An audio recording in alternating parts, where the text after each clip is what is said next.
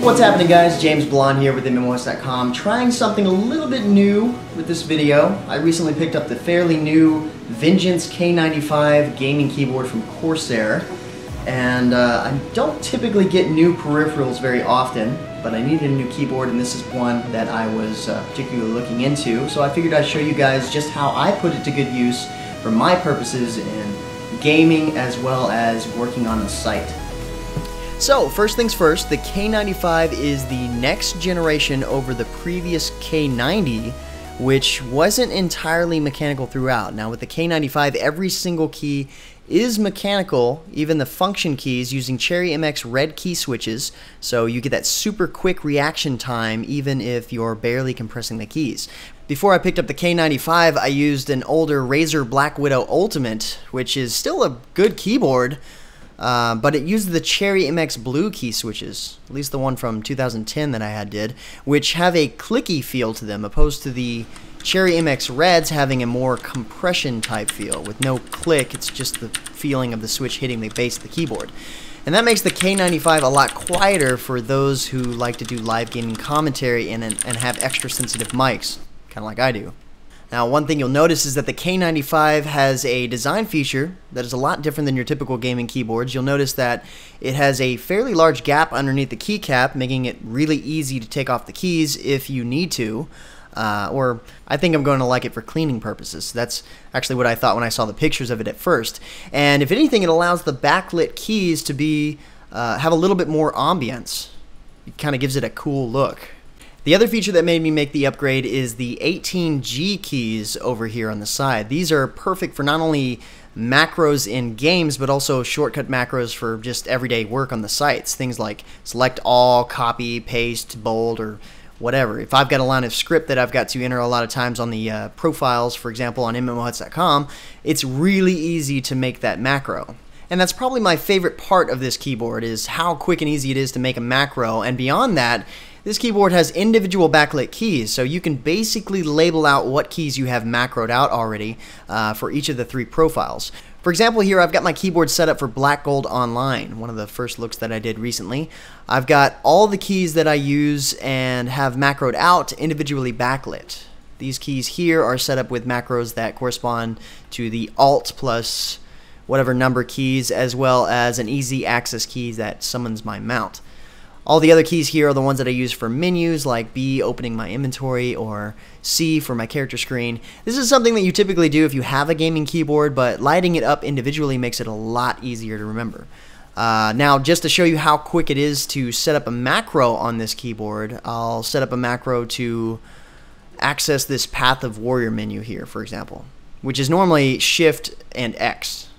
But all you have to do is hit the macro button on the keyboard here. It turns red. Then the first thing you want to do is press the key that you want to set the macro to.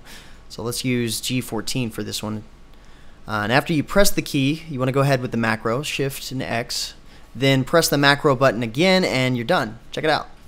Opens and closes the menu. And then after that, I like to make that new macro backlit. So for that, you just hold down the backlight key here for about 5 seconds. Until it flashes red. Then you can either turn on or off any key you want individually backlit. It's pretty legit. The only thing cooler than this is when Corsair comes out with their new keyboard that not only lets you individually backlight the keys, like this one does, but also lets you change the light color with millions of different options. But until then, this feature itself is actually really cool. Ordinary or random macros just on your desktop actually work the same way. Check it out. The thing is this is easier to set up than any other gaming keyboard that I've ever tried. My Black Widow would do this, but it was just easier to do it all with the software, which is fine and all. In fact, that's what I have to do with my mouse all the time. But the fact that setting up macros on the K95 is as easy as it is, it makes me actually want to use that feature. And of course, you can also use the software that comes with it in order to macro out the G keys and set up your profiles, as well as set the way the keys play back and their delay times. Now, it's not quite as sleek looking as the Razer software, but seeing that you don't have to use it as much because the on-the-fly macros setup is so easy that it works out just fine.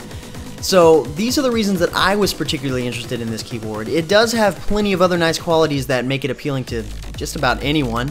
The construction is heavy and really strong. It's a nice aluminum body that doesn't flex much, so it's durable, and it's got a matte finish, so it doesn't get all smudgy. It's a lot easier to clean.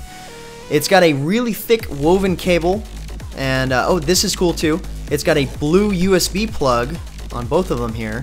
It makes it a lot easier to know which plugs go to your keyboard when you've got it plugged into the back of your keyboard and there's thousands of USB cords hanging out everywhere. Another thing is it's also for convenience, is this switch back here that makes the keyboard compatible with the various types of BIOS out there. This is really handy if you've got custom built PCs, and I didn't really have this problem with my Black Widow, but a friend of mine had that problem with his older Razer Anasi. Oh, and one thing I really like that I never could get to work right on my Black Widow was the media controls. They're separate and they work perfectly as soon as you plug in the keyboard. Thank goodness for that. It also has a nice palm rest, which at first I didn't really think I'd use because I've never had before. The Black Widow doesn't have one. And I don't typically rest my hands on anything when I'm typing, but I tried it out and I found out that I really like it when I'm gaming. They even make a thicker one that's I guess it's more specific for FPS gaming, that I might actually pick up, because this pack also has the red keycaps that stand out a little bit better with different textures and gives it a cool look. And finally, one of the other cool things that I learned about the Corsair keyboards that have individual backlit keys is a really cool reactive lighting mode. And it's almost a secret too, I had to look it up to figure it out. But if you tap right control and the backlight button at the same time, you get this effect. It's really awesome. It's not functional or important, but it does look cool. Although I kind of wish it did fade in a trailing effect. Either way, it's pretty awesome. Anyway guys, I'm really digging this new keyboard, and I figured I'd share with you what makes it stand out.